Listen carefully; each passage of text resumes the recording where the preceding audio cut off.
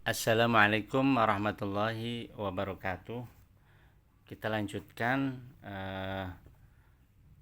kuliah berikutnya tentang etika pembangunan. Ini pertemuan yang kelima.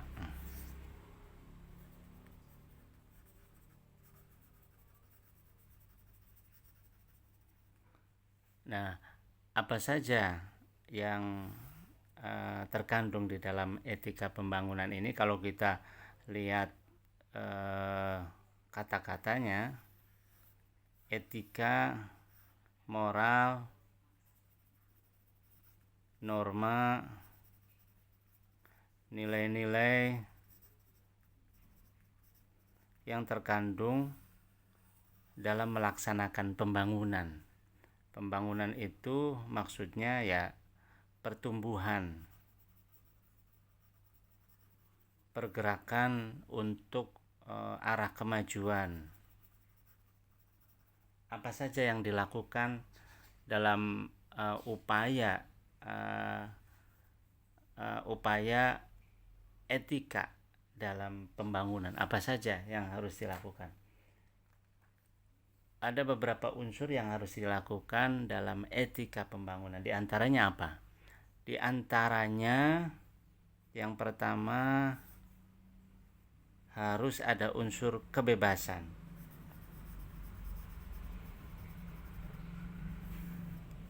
Etika pembangunan itu harus ada kebebasan. Tidak ada paksaan.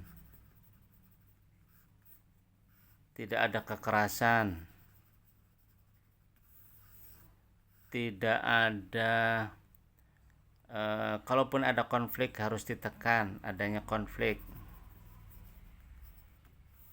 Kebebasan dari hati ke hati.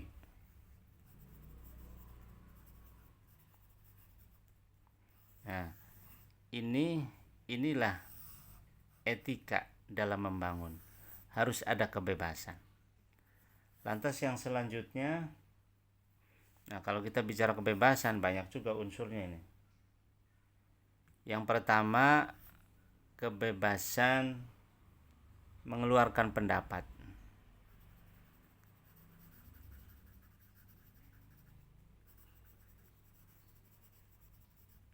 Kenapa? Karena manusia dilahirkan masing-masing punya hak asasi. Punya hak asasi yang harus dihormati haknya itu. Apa haknya? Haknya adalah mengeluarkan pendapat. Kalau dia punya pendapat, maka harus didengarkan. Kalau ada masyarakat yang punya pendapat, itu namanya aspirasi.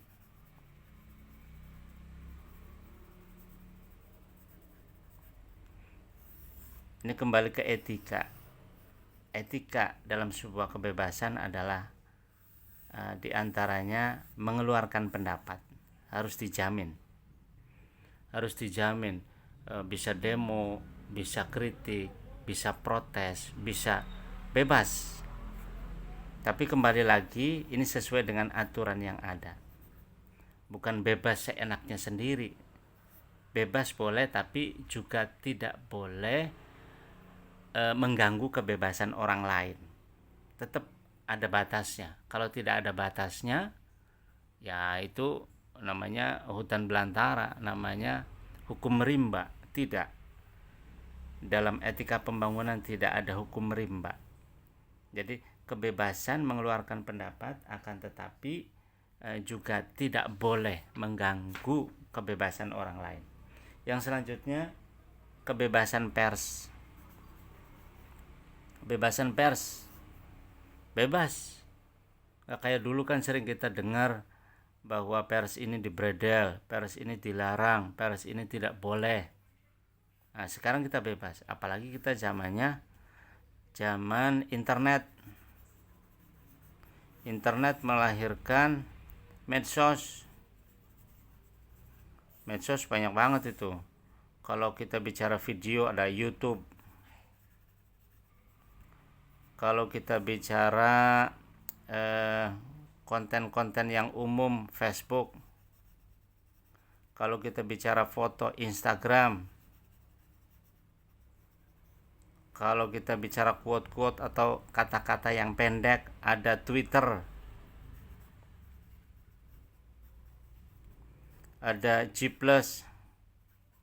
dan lain sebagainya. Banyak sekali. Apalagi sekarang untuk anak-anak muda, bahkan orang-orang tua yang suka bergaya, suka joget-joget, suka bikin konten-konten menarik perhatian, maksudnya itu ada namanya TikTok. Ini website. Nah, kita bikin konten apa saja sepertinya boleh, akan tetapi juga tidak boleh mengganggu kebebasan orang lain. Makanya ada undang-undang ITE.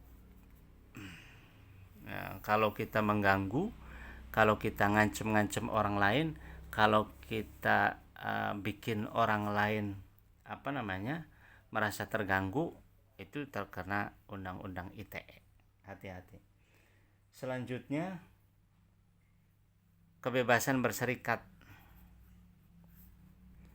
Kebebasan berserikat. Kebebasan berkumpul, bikin organisasi A, organisasi B, organisasi C, bikin partai A, B, C, D, bikin perkumpulan apa segala macam. Tukang jahit ada perkumpulannya, tukang mebel ada perkumpulannya, koperasi ada perkumpulannya, politik ada perkumpulannya, apapun semua ada perkumpulannya, santri ada perkumpulannya, orang-orang yang agamis ada perkumpulannya, ada jamiah ini, jamiah itu, dan lain sebagainya. Itu semua ada perkumpulannya. Itu juga harus dilindungi oleh undang-undang, kebebasan berserikat.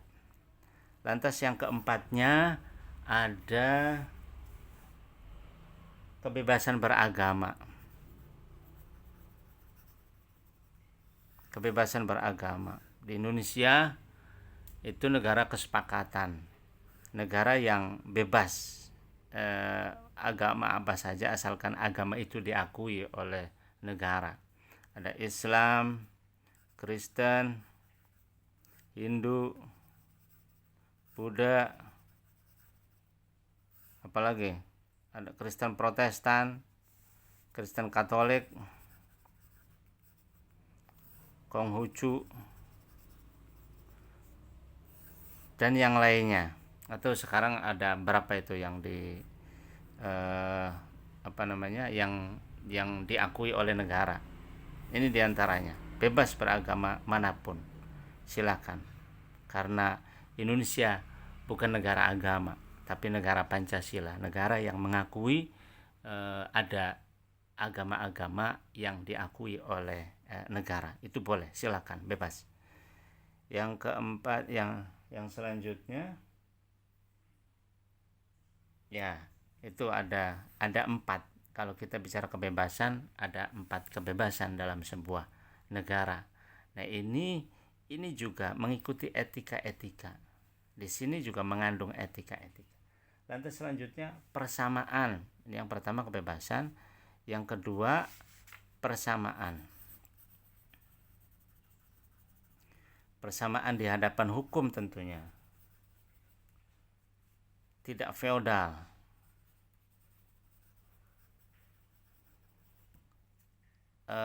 Hukum tidak boleh tumpul ke atas tajam ke bawah, tidak boleh. Semuanya sama, mau pejabat, mau konglomerat, mau orang hebat, mau orang pintar, mau orang bodoh, mau orang tidak ngerti, selagi itu manusia semuanya punya persamaan hak. Itulah etika. Lantas yang selanjutnya ada demokrasi dan partisipasi. Demokrasi dan partisipasi.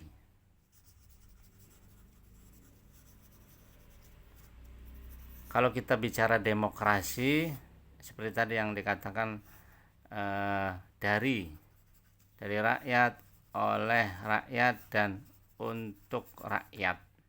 Kalau partisipasi ya bottom up, itu kita dengarkan aspirasi dari bawah, menggerakkan partisipasi dari masyarakat, dari rakyat, seperti contohnya untuk mengatasi teroris atau kejahatan atau narkoba. Ini semua harus ada partisipasi masyarakat. Ini juga bagian pembangunan, bagian dari membangun negara, harus ada partisipasi masyarakat. Yang selanjutnya, yang keempatnya adalah keadilan sosial. Adil secara sosial, adil secara kemasyarakatan, dan juga adanya pemerataan.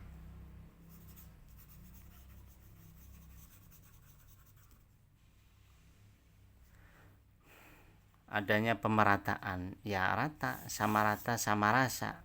Adilan sosial ya adil pendidikan, semua harus mengenyam pendidikan. Orang kaya, orang miskin, semuanya harus dapat, sehingga pemerintah perlu ada umpamanya pendidikan dasar 9 tahun, pendidikan dasar 12 tahun. Nah, itu untuk menuju sama rata sama rasa, untuk menuju keadilan sosial. Termasuk juga kayak BBM satu harga. Dulu kan BBM di sini harganya pemain 10.000, tapi di Papua berapa? Umpamanya 30.000, ada yang 40.000. Umpamanya harga semen sekian, tapi di daerah luar, di luar Jawa itu sangat mahal.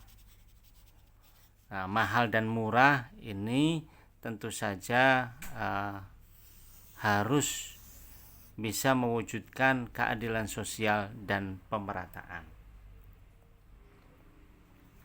Yang selanjutnya, kita redefinisi etika administrasi negara.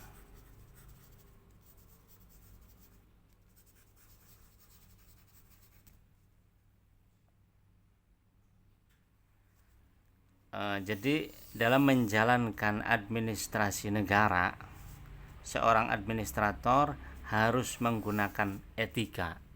Artinya apa? Artinya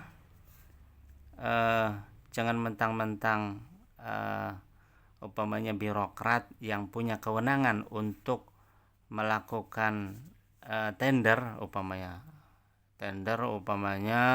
100 miliar. Nah, mentang-mentang dia punya kewenangan untuk melakukan tender ini, sehingga main tunjuk saja orang dekatnya. Nah, ini yang akan menimbulkan masalah. Ini akan ada korupsi, penyalahgunaan jabatan, penyalahgunaan wewenang, dan ini bikin kacau administrasi negara tentunya. Untuk itu perlu adanya etika administrasi negara. Itu saja yang perlu saya sampaikan pada kesempatan ini. Terima kasih. Kurang dan lebihnya mohon maaf. Wassalamualaikum warahmatullahi wabarakatuh.